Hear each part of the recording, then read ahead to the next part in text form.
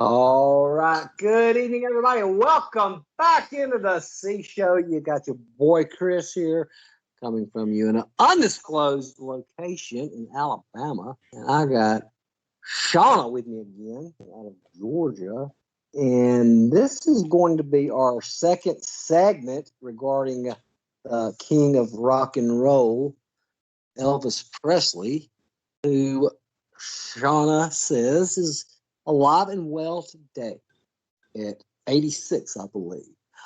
We're going to advance the story a little more and talk about a doctor. Shawna, how are you? And thank you for coming back home. I'm doing very well, thank you, in a non-disclosed location in Georgia. Well, we can't let everybody know where we're at, right? Heck no. You know, the woman that wrote the book on Orion and the Is Elvis Alive book, Gail Brewer Giorgio, lives in Atlanta, Georgia. I did not know that. Well, now you and your listeners do. There is, you said it was okay. So tell me about Dr. Nick. Where was he born? Little background information.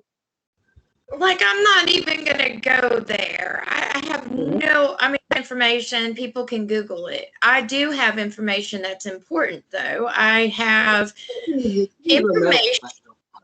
I've got where he went to school or what kind of... No. I mean, people can Google that.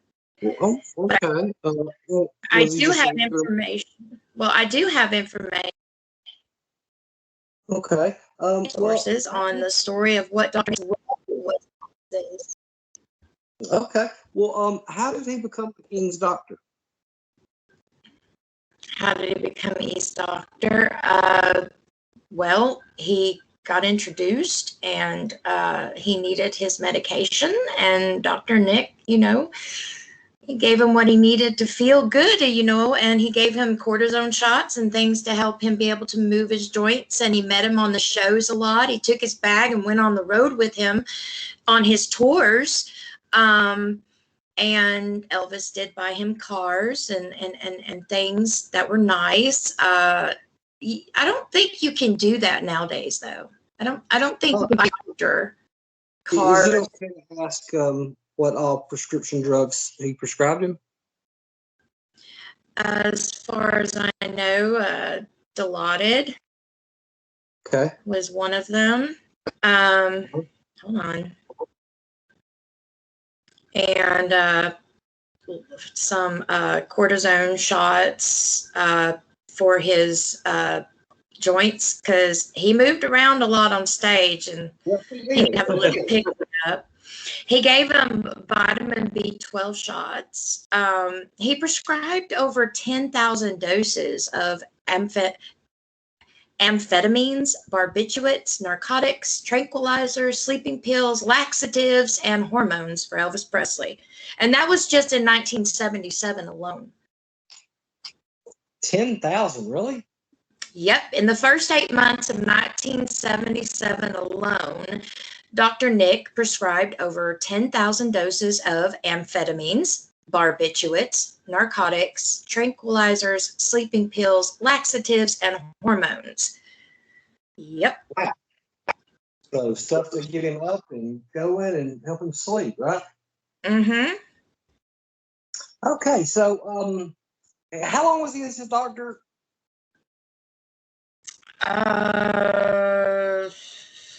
Off the top of my head, he was only his doctor in the 70s. Okay. Nothing 60s. I mean, Elvis took more medications, I believe, in the 70s than he ever did any time. They were tight. I mean, like, close. Yeah. All right. So when this plan was orchestrated, did Elvis approach him first? No. Okay. Elvis was telling him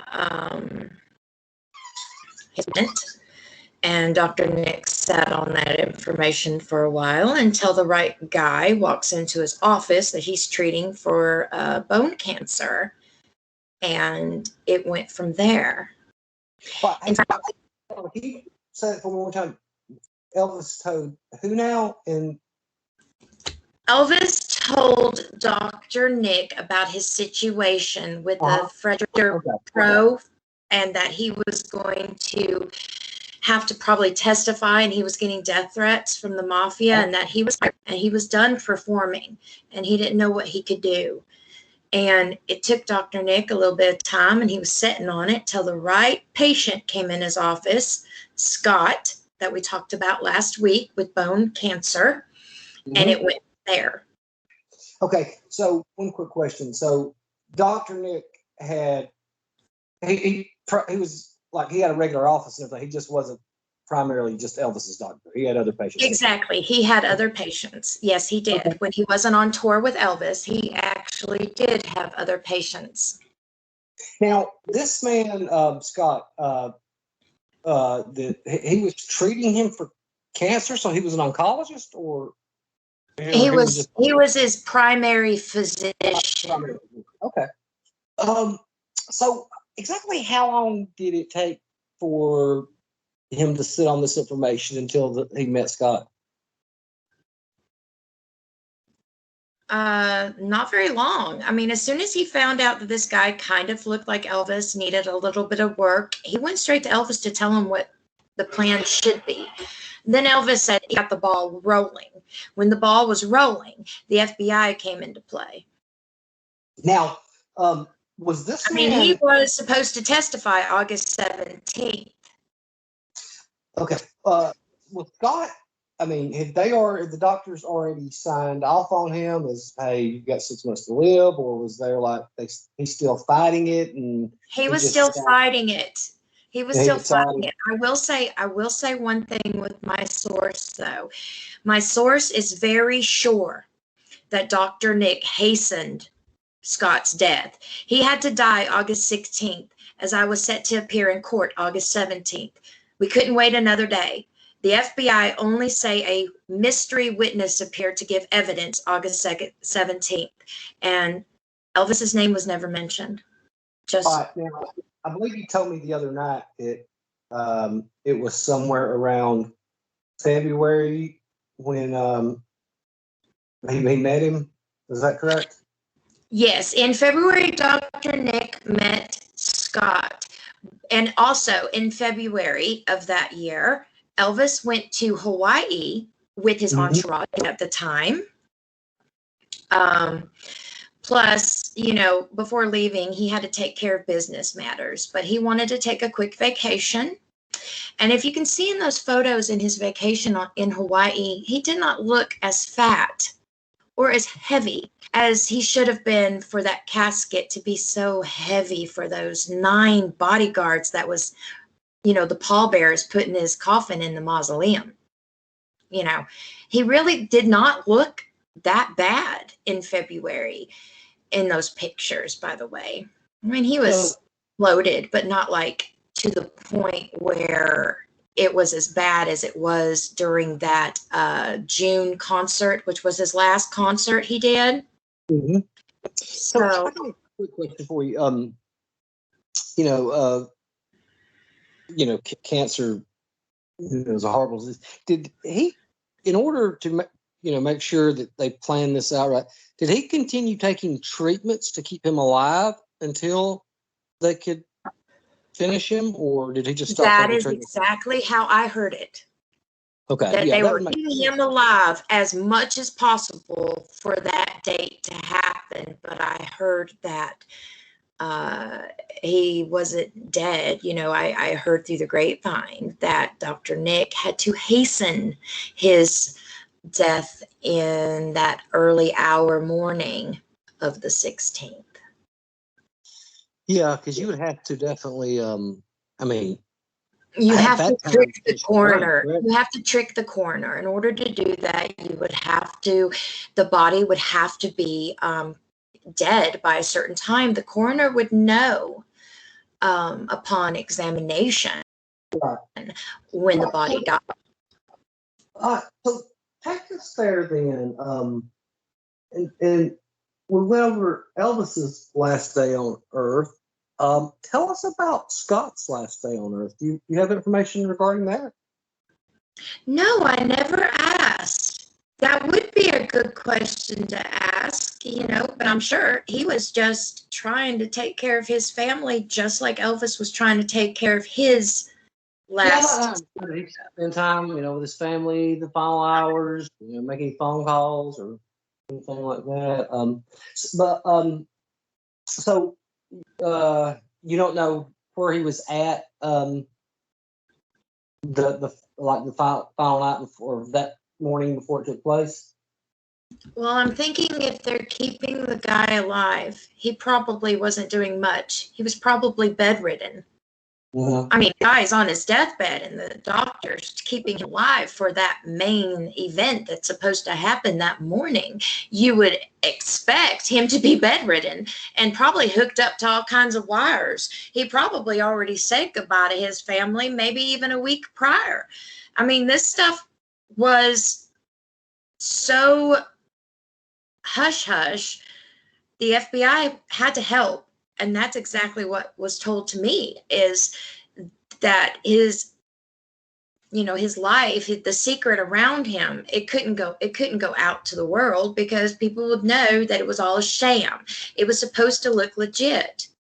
So the FBI was working with the doctor to coordinate this plan? Mm-hmm. To coordinate the plan. So I guess, and I'm just assuming they would have had to have him somewhere close in order to get the body there and to make the death look timed out, right? Yeah. Well, can you think about this? I believe the closer the better. I was told by my sources that it was in the pool house right by Graceland where this all took place. Oh, so they had Scott in the pool house. That's exactly what I heard and how I heard it. Now, I have a question though. The other night you said that there was a package that was signed for, and you thought the body was delivered by a mail truck, right? Yes, but who's to say the body was alive or dead when the package was delivered, Chris? But the pool house is on Graceland. Is in Graceland, right? Yes, it's right on the. It's right. You can walk from the side of the house to get to the pool house. I'm just trying. So you're saying that the body was delivered alive or deceased and taken to the pool house and kept there? Mm-hmm. So we don't actually really know where the body expired. We do not know where it expired, but my sources think it expired in the pool house, very close to where it needed to be. Okay. And then it could have been delivered still alive. Okay. Yes. And it's a big possibility. I believe that the FBI were the mail carriers that day. And they could it have been the concoction that I was delivering to help him expire, or did the doctor already have it made up? Man, it could have been, but what I was told was the package was Scott. Whether he was alive when he got dropped off or not is another story. But I heard the package that he signed for from the mail truck was Scott. All right. So let's go back a second. Where was Scott during this time? I mean, excuse me, not Scott. Where was Dr. Nick? Dr. Nick was close. His last day, or that day leading up to it, where he was. I know you're trying to make a timeline table of where all the players were that day. The only one of the timeline of the person that day is Elvis himself. I studied Elvis, not Dr. Nick, not Scott. I mean, who's to say? But it seems like something for a future show is like, where were these people? Which I understand why you're asking. They since you did ask it, I will ask my sources for the next show. Hell, were these people and what were their last days like? And see what I. Yeah, that'll be a good show. We'll say that. Okay, so then tell me the concoction. Do you know what was in that?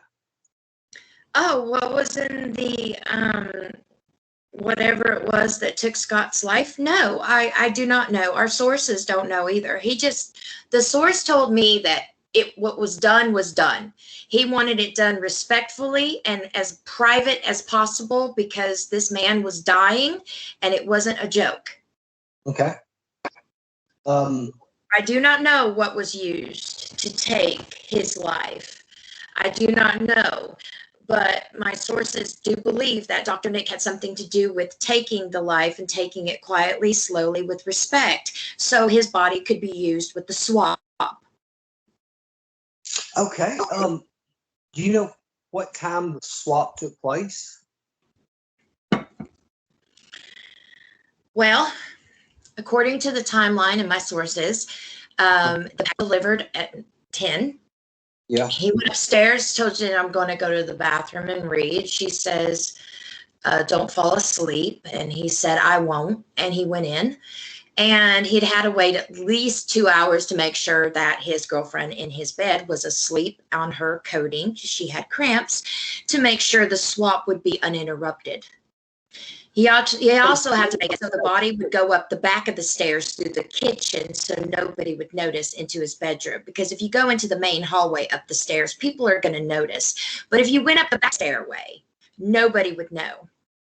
Elvis loved his privacy, and he had 2 stairways going up into his second floor bedroom. So his lady friend was not aware of this? No. In fact, I was told that she was a scapegoat. She will deny it to this very day because in her mind, he died. Okay. All right. Interesting. So, you said, okay, 12. Which would be perfect timing to swap between 12 and 1:30 because that's when she was 8. She said she didn't wake up till 1:30 to do her hair and makeup and call her mom before even checking on the man she is supposed to love, right? I mean, I would be like, where the hell is my boyfriend at, But no, she didn't think that, did she? She thought about her hair and makeup, which was very strange to me.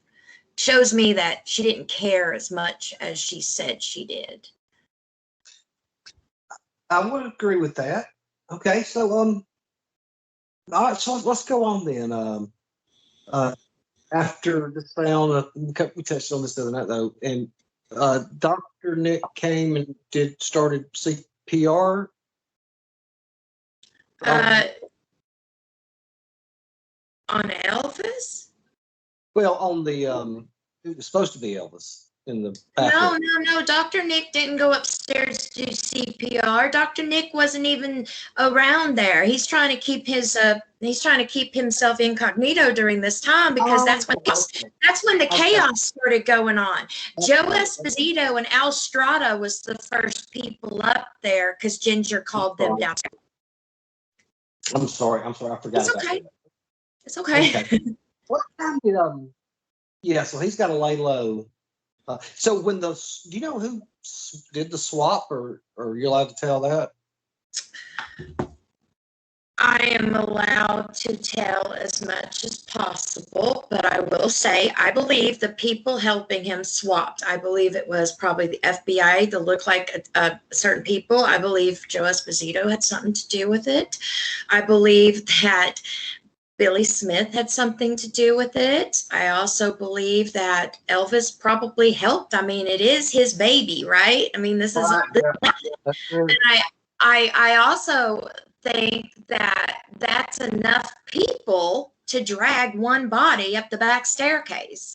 Yeah, I would think one so. body up the staircase. So what time did Dr. Nick show up? According to the timeline, if you're going by what the papers say, he showed up right as the ambulance pulled in. Okay. Which is kind of like quick timing, don't you Well, think? that's kind of unique, or kind of a coincidence, isn't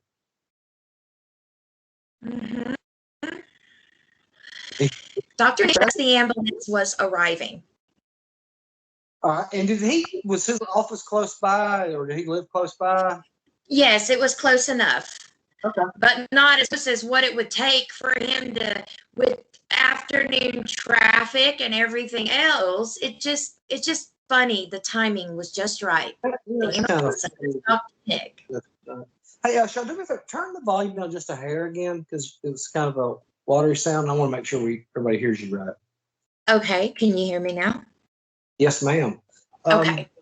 There's some pretty good timing there. He shows up at the ambulance. So, does he follow the EMT then, or is he ahead of them, or No, he doesn't follow them at all. He goes inside the ambulance with the body. He goes inside the back of the ambulance Okay, so he doesn't and go taken to upstairs. Baptist Memorial Hospital with the ambulance. Sorry, my question is when they arrived on scene, did he go follow the EMTs up into the bathroom, or was he ahead of them, or where was he at during? He follows them up. Okay, and what's his reaction? I mean, how's he behaving? His behavior is about the same as Joe Esposito and Al Strada and everybody. He was pretending, being the actor, trying to get it to look just right, saying just the right things, and rigor mortis. They said rigor mortis already set in, which was very strange because even rigor mortis only sets in after about 8 hours of death. So I believe that gave him CPR, but the thing is, why give a body CPR when that body is meant to be dead? Right.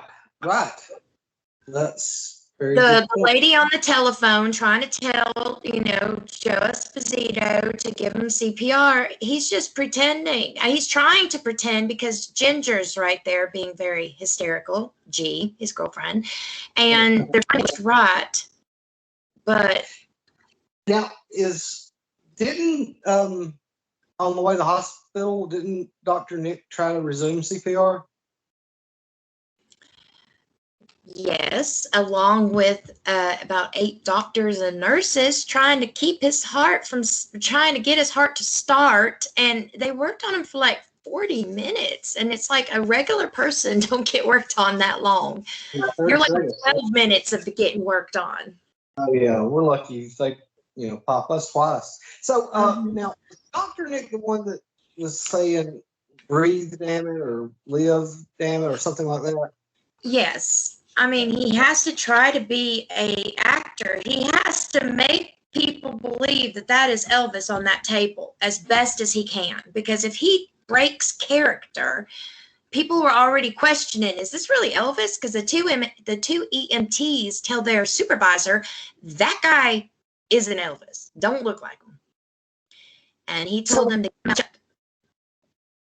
So at the hospital, Dr. Nick was in there with the other medical personnel working on Elvis to try to revive. Yes.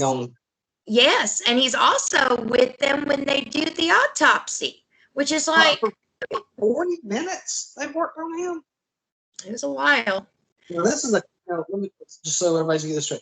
This is a cold, stiff corpse that's eyes are protruding and I think tongue was bit or something. I mean, could it just be that maybe the doctors in there and the nurses thinking it's Elvis just love him so much they just want to overkill and work on him because just in case he might start breathing. Okay, yeah, that's now he was there with them with the autopsy too, right? Yes.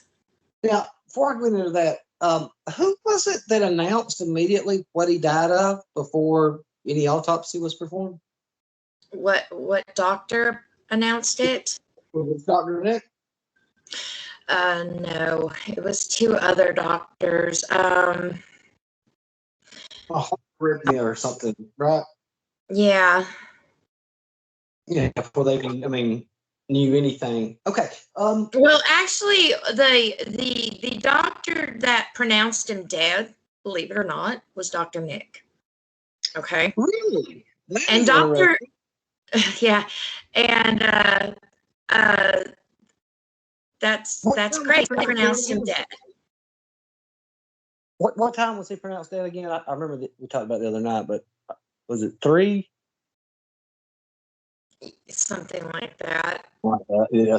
Okay. So take me through what happened then after they It pronounced was him dead. about. I will tell you straight up. It was about 3:30. That's the timeline. The timeline you want's 3:30 because that's when the papers, newspapers, and the news channels all got it. But I'll tell you straight up, at 3:15 that afternoon, a black helicopter came in the back of Graceland, landed for maybe 2-3 minutes and left. That's the helicopter that took Elvis off, and that happened at 3:15. So he had 15 minutes before he was pronounced dead. 15 minutes. That's all he had. So is it possible that Dr. Nick kept this working on him in time for the helicopter to get there and get him? And then I believe that. You know, his job was to play the doctor, the good doctor, the doting doctor, the doctor that cares for Elvis and has to say, this is Elvis, Elvis is dead. That was his job. Mm-hmm. Oh, yeah, that would make sense if he's trying, Plus, they're really good friends. He's not just Elvis's primary physician. Hell, he got to go to parties at Graceland, even got badges from police department with Elvis, and also, played around with the entourage just like Elvis did. This guy was not just a doctor. He was a friend, and he was trusted. Yeah, because, if it got announced too early, all his fans would have been gathered around Graceland and would have seen the helicopter, right? Right. But there was already fans at the gate that morning. And fans at the gate. There was never a time when there was no fans at the gate. That morning, there was fans at the gate just like any other morning. But when they saw the ambulance pull into the gate, they were so scared, and they got their friends, and then their friends got their friends, and it became even a bigger, larger crowd by, I'd say 3 o'clock. Huh. Okay, so let's go through the autopsy now. So Dr. Nick was there? Yes. Was he leading it? No. No. Or the injunction that they got? Hold on. I think it was from the district or from the general's office about. Oh, I've had it in my notes. Sometimes it's hard when you have notes in front of you. You still have to look, right? They didn't want an inquiry done, I believe. There was. There was an inquiry? There was, yes. Okay. But let me see something here. You're trying to autopsy toxicology report. It said that the autopsy revealed morphine, Demerol, Placidyl, Valium, codeine, Quaaludes, which I think is kind of funny. Elvis was allergic to codeine. Couldn't take it. Really? But I find it funny that codeine is in this body. Yes, allergic to codeine. It gave him an allergic reaction. So what was Dr. Nick doing during the autopsy? His job was just to stand around, act like a doctor, and just agree with whatever the coroner was saying at the time to get the ball rolling.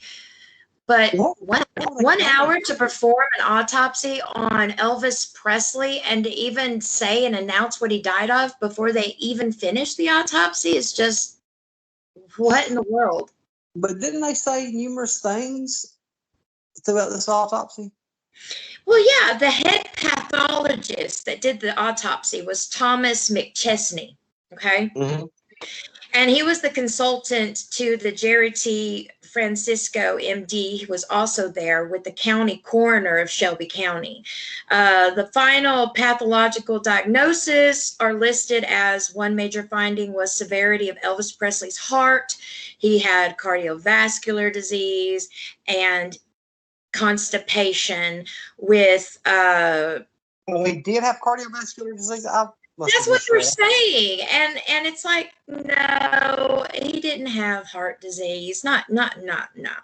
They just had to find a way to make it fit the puzzle just right. You know, they just had to find a way to make everything fit. So, what was the cause of death? Cause of death was a heart urithmia mixed with constipation, chronic constipation, compacted stool, just anything that would make it embarrassing for him, right? But they said that he had a heart disease, and that's what got him. And the last doctor visit he had done by Baptist Memorial Hospital, his heart was fine. He always got physicals every year. How much weight had Elvis put on that last year? Believe it or not, about 90 pounds. 90 pounds, really? Mm-hmm. He started at about 197, maybe that, but when it came to the end, they said he was weighing anywhere between 250, 265. Wow. And you find it amazing. The autopsy was carried out the same day, but the report was immediately sealed for 50 years. 50 years. Why? You know, and Dan Warlick, chief investigator for the Tennessee Office of the State Chief Medical Examiner, attended the autopsy and fueled the popular theory that Elvis died while straining to go to the bathroom. He once said Presley's chronic constipation, the result of years of prescription drug abuse, high fat, high cholesterol, gorging, brought on what's known as Valsalvia manoeuvre. But simply put, the strain of attempting to defecate compressed the singer's abdominal aorta, shutting down his heart. Wow, I've never heard of that. Yeah. As a cause of death. Like, okay. They're trying to say that he was on the toilet and he strained and strained and strained so hard that he had a heart attack. Okay. So, and people bought this. People bought this. This is the lie they've been told for over 43 years. This whole thing, Oh, Elvis died on the toilet from constipation. Thanks for the news at 10, y'all. So when did the autopsy results locked away? For 50 years. Who pulled that off? How they pull it off? It's the family. They can do whatever they want. The Presleys have money, Well, not the Presleys, but EPE. That's right. I mean, who signed off on that? I mean, they said this will not be released. To not be released? Yeah. Was it the inquiry or DA's office or? Yeah, I don't know how that stuff or who releases stuff like that. So I don't know. Probably the Presley family in general with Shelby County coroner, because the coroner is the one that has to sign off on the autopsies and do the autopsies. So I guess the respect for the Presley family, he shut it off for 50 years. I mean, it's not going to be opened until 2027. It's not that long. No, but it's been long enough. I wonder if they will do like what they do with the Kennedy files, continue to put it off or redact it and. It could have been. I mean, look what you just did a story on the John F. Kennedy assassination and how that went down. The government can do whatever they want, and you know that. You know that. So they had something to do, I believe, with signing off that the deaths are, well, the autopsy will not be released until 2027. I find it weird. It was 50 years. 50 years has to go by for the truth to come out. Very strange. So what happened to Dr. Nick after this? Well, Dr. Nick got in trouble. He did. We believe that Dr. Nick had something to do with Elvis's death, and he got took to court. Oh, really? Wait. He was accused of having something to do with his death? Mm-hmm. Like, what's the word I'm looking for? Foul play or malpractice or? Yeah. I mean, it was all over the news when he got, brought up on his charges. I mean, he had to go to court. Okay. I was not aware of that. That happened. So he got charged. What was he charged with? Let's see. I gotta find my notes here. Please forgive me. He was charged the same way as Michael Jackson's doctor was charged. Okay. He was charged with prescribing thousands of doses of various drugs to Elvis during the singer's final years. He was acquitted for being criminally responsible for his death. He was vilified by many, while others praised him as a sane voice who attempted to steer Elvis away from bad habits. But he got his license revoked for a while. I mean, he got a bad rap. He was also Jerry Lee Lewis's doctor, if you want to know.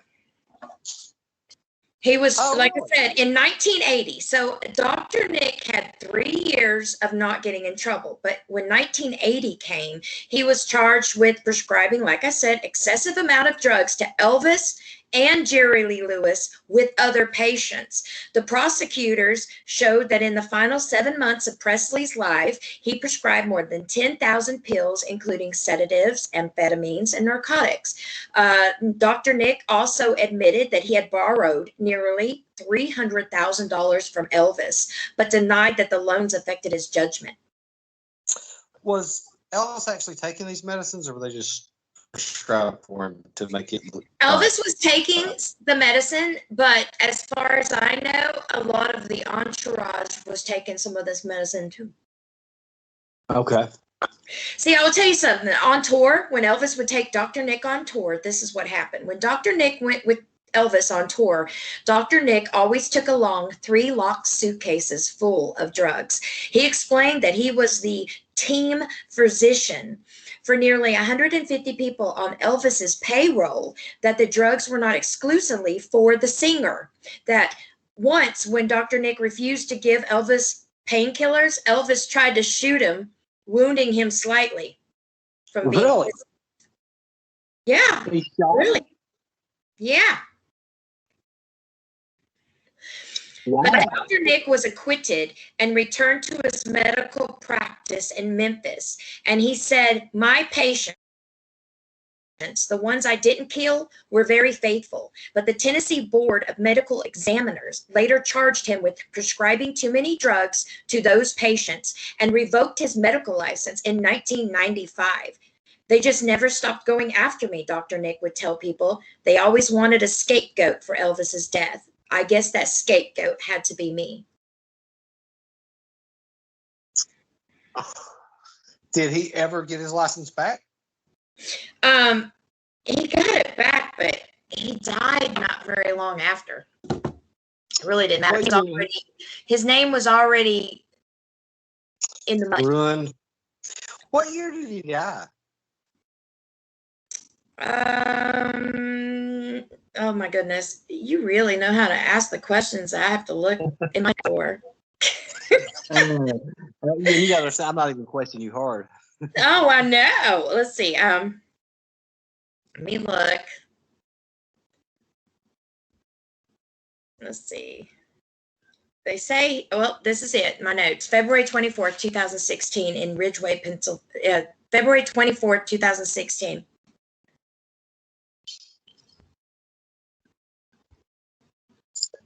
2000, you said 2016? Mm-hmm. Oh, so so it's just a few years ago He then. was 80. He was 88 years old when he passed. 88. Mhm. Did he ever admit anything? Did he ever tell? Did he ever open his mouth and tell people what his part was? No. No. No deathbed Even when confession. he was going to get prosecuted, he never opened his mouth. You know, he owed Elvis $300,000 in loans. Elvis gave him tons of money throughout the years. He was a loyal friend. He did not open his mouth. No deathbed confession. No. Nope. No deathbed confession. But there was really nothing to confess. He did this for a friend. He didn't want to tell. You know, there's a lot of people going to their deathbed without saying a word. It's called loyalty. So who? Well, I probably can't ask that. Okay. But people in certain places knew all about this. Yes, people in certain places did know all about this, and the most important places are the powerful people in powerful positions. How high did it go? Jimmy Carter, who was president. So there you go. So President Carter was involved in this, or he just knew about it? He knew about it and was kind of involved in it to not open his mouth. I mean, it was his cousin, by the way. Elvis's cousin, twice removed. And Elvis had last called Jimmy Carter in the White House. There is a ledger of all the phone calls for every president in their term. And I will tell you straight up, a few days before the death, Jimmy Carter got a phone call from none other than Elvis Presley. What in the world do you think they were talking about? Okay, Sean, I got a tough question for you. So your cousin, just say you're a famous singer, actor, whatever, and your cousin's president of the United States, and they're wanting you, and you're big time, and you're the queen of whatever music, and your cousin. Okay. I'm just saying, you're the female Elvis. Okay? Hey, people call me that anyway on my radio show, so here we go. Okay, and your cousin's the president of the United States. Mm-hmm. And you have information to testify against the mafia. Why would you have to fake your death? Couldn't the president of the United States guarantee your safety? 2 reasons. 1, the president could put him completely in WPP, which would be going from one prison into another, because towards the end, Graceland, the grounds of Graceland, and how Elvis lived was his prison. It was his solemn place. At the end, it became his prison. So it's like going from one prison to another. You want to go straight to witness protection, or do you want to fake your death so you don't have to do such things for a while? Once you're in witness protection, it's not a piece of cake. Everything about you changes. You don't even have your identity anymore. So it's like going out of a bird cage into another bird cage. So he was never put in witness protection, or he was? He was not put in witness protection. That was an option. He refused. They said, "What else can we do?" He said, "Well, if the death is faked, the mafia will think that he's dead. He can testify August 16th and get that under par, and then he can go and get a new life without being in witness protection. And this is Elvis's new life. I'm telling you, he had a whole second life after 77. A whole second life, like a second chance. That's going to be a segment for us one night too. I'm sure it will. I have everything of where he lived, where he stayed, addresses, and everything. Next segment. Okay, that I'm gonna put that. We're gonna have to put that down for one of our next programs. He had a whole 14 years in Kalamazoo, Michigan, man. He loved that town. He actually ran town. Everybody knew that the man John Burroughs was an Elvis lookalike that liked to eat Burger King hamburgers. People knew him there. Boy from what was it? Tupelo? What was he from? Was it Tupelo, Mississippi? Tupelo, yeah, Tupelo, Mississippi. Yes. Yeah, where he was born. Southern boy from Tupelo, Mississippi. That can't like Michigan now. Well, that would be the best place to hide, don't you think? I mean, think about this much. You get a Southern boy, think about you, you're Southern, and you just get uprooted and I put you right into New York City. That'd be a funny joke, wouldn't it? Yeah. Sometimes that's the best place to hide, though. It is the best way to hide. And right at that time, after August 77, impersonators started coming out. Impersonators had started coming out. So it helped him a lot that there was a lot of men running around that wanted to look and act like him. So it helped. So what should we know about Dr. Nick? I mean, in the final analysis, good man. I think Dr. Nick had a bad rap. I think Dr. Nick was trying to help Elvis and was Elvis's friend. I also think towards the end, Dr. Nick had a part to play in this conspiracy, and he played it as well as he could.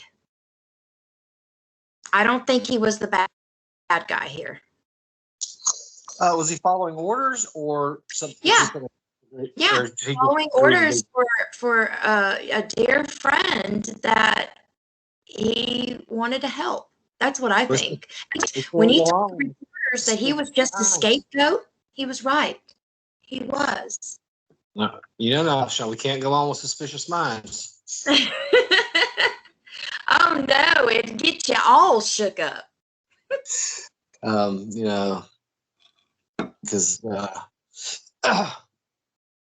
we just can't do that. I will. If you could give me about 6 minutes, we can talk about something. Could you give me 6 minutes to tell you the hints and the research why Elvis left and why? These are very interesting. The floor is yours. Your audience members thinking. Just give me about 6 minutes, not even that. Okay. This is the research that I've been doing for over 32 years, and I'm just going to throw it out here for you and your audience to listen to. Let me ask you one question though, before you start that. What got you interested in doing this for 32 years ago? What was it that piqued your interest? Well, being as my parents, when I was born in April of 77. Believe it or not, it's crazy. I was about 4 months old when Elvis, left the scene. My parents went out and bought the Moody Blue album, which was his last album. It was the Blue album, and they used to play it for me for my lullabies. So I started loving him from the very get-go. When I was born, his music was just mesmerizing. And from there, by the time I was like 12, I started really researching and reading. And the very first thing that made me realize that Elvis is still alive was the horrible picture of him in his coffin. That picture of him laying there in his coffin made me realize that I don't think he's dead. And I was about maybe 11, but when I was about 13 is when I really started, trying to go down the trail. I used to go to Memphis almost every summer and spend time at the Memphis library looking up as much as I possibly could. I went to all of Elvis's bodyguards and entourage's Q&A sessions when they had Elvis Week. I spent more time in those than I actually did going to Elvis Week. I knew that there was a story, and I wanted to make sure I could get to the bottom of it. That's what got me interested. It really helped that my parents tried to brainwash me with this music when I was just a little bitty thing, but still, it's great music. It's music that will never die. Never die. But Okay. I hope that answers your question. Good. All right. But- So now, give us those. Okay, here's my research, and I want your audience to listen to this and come up with their own conclusions, okay? But here we go. This is the stuff that I found out throughout the years.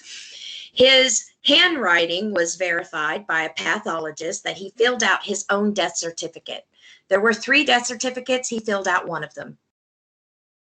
Pathologist, okay? In the FBI files about Operation Fountain Pen and the fraternity, you can clearly see a John Burroughs writing in Elvis's handwriting on files long after August 16th, 1977. In fact, you can see one in particular. He fills out a file on a Frederick Peter Pro, which was actually one of the mafia members that they took down. Okay. Now, number 3, Elvis had favorite books that he carried around everywhere with him in a box that George Klein gave to him. And most of those books disappeared on August 16th, 77. Only a couple were left behind. There is a reason the 2 were left behind. In one of the books, in Elvis's own handwriting, which was found in his bedroom, written in his own words, "Do not stand at my grave and cry, I am not there, I did not die." That was written in a book he carried everywhere that he went. All his books were gone but 2. And that's quite, a clue right there. And also in the other book found in his bedroom was a passage in the book Elvis underlined. And it is, "If I should return, you would not recognize me." Now, why did he underline that passage in the book? Out of all the passages, that's the only one underlined. Also, number 4, a big one, the misspelling on the tombstone. Okay, his name with 1 A, not 2 A's. Why are they misspelling his name on the tombstone? I have documents of him signing Elvis Aaron Presley with 1 A, not 2. All right, that's a big one. Plus, I'm almost done. Number 5, Elvis was not in the coffin. Eyewitnesses say no, and even celebrities like Tanya Tucker, who went and saw him, said that is not Elvis in the coffin. Dead men don't sweat. Okay. Number 6, when they had the funeral, they did not use an American flag draped on the coffin like all men and women that have served in the military. Even Johnny Cash had an American flag draped on his coffin. Why no flag? That is a big question. Mm-hmm. Okay. Elvis respected and loved his country, served his country. He would want to have an American flag on the coffin. You know why? They couldn't do it because Elvis wasn't dead. That's disrespectful. Number 7, Elvis was supposed to go on tour August 16, 1977. And despite him gaining 50 pounds, he did not order any new suits for his tour that was coming up. Why? He always ordered his suits. Why not? Why not order him this time? That was a big clue. Number 8, he told a few people by letter and by phone that he wasn't even going to go on the tour. But despite what they knew, all the public knew, he was going on tour. He called people up and said he wasn't going to do it. Why did he do that? Number 9, this is a good one. Listen to this one. Elvis's last concert, which was televised right after August 16, 1977, it was taped live June of 1977 by CBS. Elvis said something in this concert right before he was to sing the last song, something he has never said to his fans before. And I quote, "Until we meet again, may God bless y'all. Adios."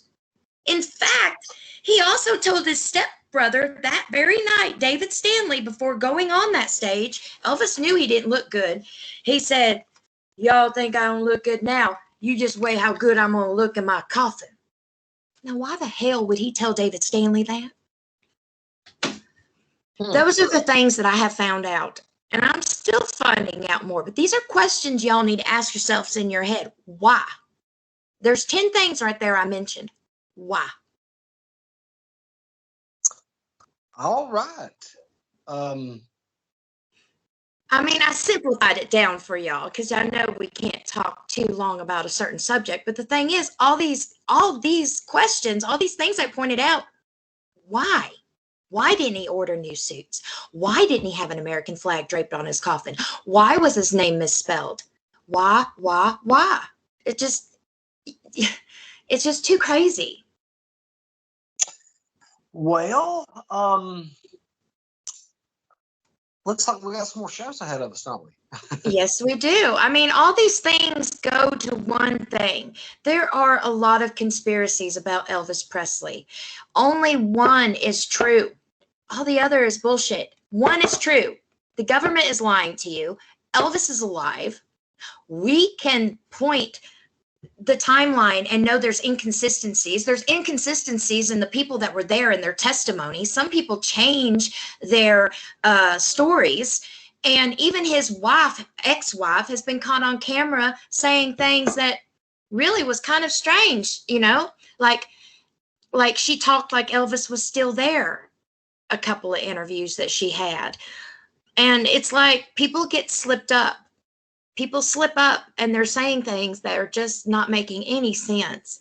And in the Elvis world, I will say this again. We are split in two, kind of like how the country's split in two right now, like red and blue, except the splitting in two is all the ones of us that believe he's alive and the ones that believe he's dead. It's split.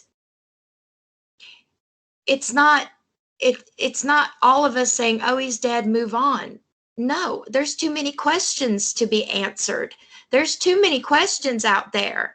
There's too many inconsistencies. There's too many people lying. There's too many people trying to cover up a cover up. And it's like, I'm sitting back just waiting on the story, man.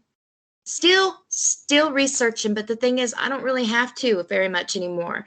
I have a very good, reliable source that I lean on when I need to know what's going on. So, have you been in contact with the man since our last show, our first?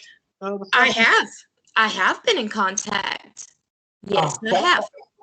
What did he think? He thinks that, you know, with all the YouTube videos out there, you know, it's about time more people talk about this. Okay. I mean, I tried doing YouTube and talking about this 3 years ago, but I gave up and started doing my radio shows because I believe it's better and I was getting a bigger audience. So I, you know, dished YouTube to go straight to radio. And I believe that with 16,000 listeners, I think I'm on the right track there, Chris. I think you are. Did he like the show? He did. He actually did. Granted, the video quality was not that good. That's why we're doing audio tonight. But all in all, there was nothing bad to say about what we talked about or what you asked. I mean, he's very happy that the subject's coming back on YouTube again. Does he like me? So far, so good there. So far, so good. That's all right. I'll take that. That's better than, you know.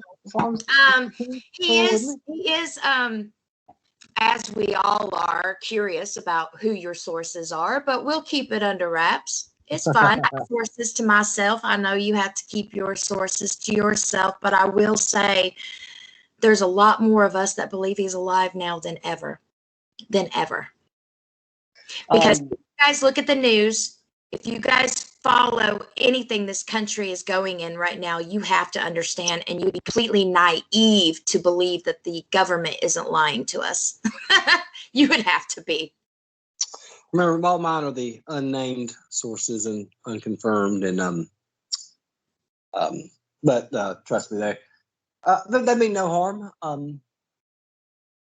But I mean, I hope, like, I'll ask even you, since you asked me, I'll put you in the hot seat. What did your sources think of me doing the video, helping answer these questions? They thought you were very brave.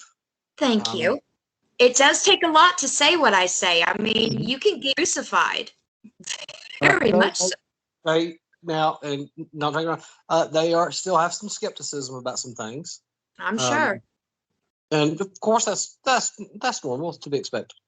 But they are very curious about what else is to unfold once I informed. Yeah.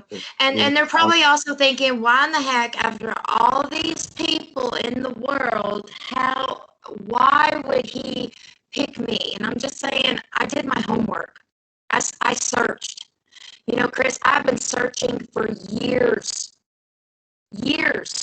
and doing my homework and just going on one lead to the next, and going down so many rabbit holes to get where I've gotten. And it just so happened, you know, by looking at a certain YouTube channel, I realized that maybe I've gone about this all wrong, and I started from the beginning again, and the search brought me to him. And that's just how it worked. You got to find them. You got to find them. You got to do the search. You got to look really hard. And sometimes they find you. And sometimes they do find you. And I have met some people in this that have been really interesting. I've met a guy who claimed, and I wish I can find him again, but this man claimed that he was part of Witness Protection Program helping protect Elvis. And he wanted to do an exclusive with me, and we tried, and right in the middle of our interview 3 years ago, his internet cut off, and I never heard from him since. Uh-oh. Some crazy things I have gone through in the last 3 years, and it just seems like all things point to Elvis being alive. I have had death threats. Oh, those are fun, aren't they? I have had people threatening to sue me. I've had people threaten to find me and come to my house and do some damage. And it's like, you know, I'm only trying to get the truth out, man. I'm not trying to make trouble. I'm just trying to get the truth out, because that's the point. My show on Friday night is called The Truth About Elvis. I do not sway. It is the truth. And I'm just trying to understand how it went down, how it happened, the history of his life, the way he wants it done. And that's probably one reason why he likes me so much, is because I do his show word for word, Chris. I do not alter the timeline in any way. I do it his word for word. Like if I were to write a book, it would be word for word what he says. I'm not going to alter his voice in any way. Okay. Here's some things I want you to find out for me. If you can. I want you to find out the timeline for Dr. Nick that last 24 hours. And you said you wanted the timeline for Scott to see how you don't have to be minute for minute. Just roughly, where they were at, what they were doing, just that. We'll figure out what we'll do. Or, I'm sure there's some other people you want to do episodes about. So, if you want to. Yeah, he's not used to doing it like this, though.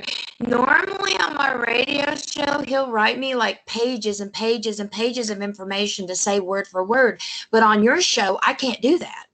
So I have to read everything he writes me and try to memorize it for you to ask me these questions, because I have the answers. It's just it's done in like book form, like he's writing a book, and it's my job to read it word for word, but I can't do that on your show. So it is kind of hard to answer your questions when he does all these long messages telling me everything that happened from A to B to Z. And I mean, it is different.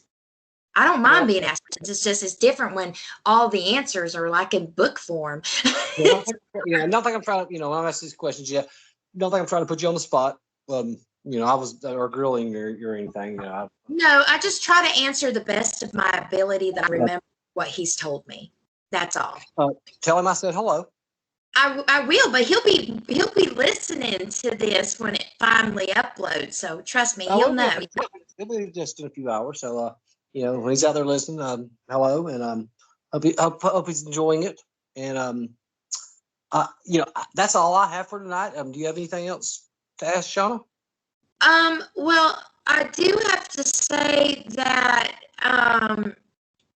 I will have to promote my radio show just because I need to, okay?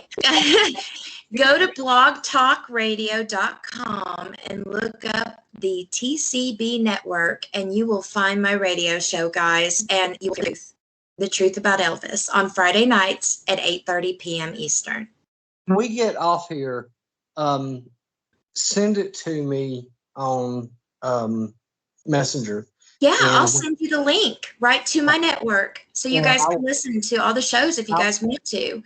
And I will put it on in the headlines in the beginning as it's introduced, so you'll have a link right there to it. Oh, thank you, Chris. I appreciate that. I work real hard doing what I do, and I'm always busy. Thank you for your help.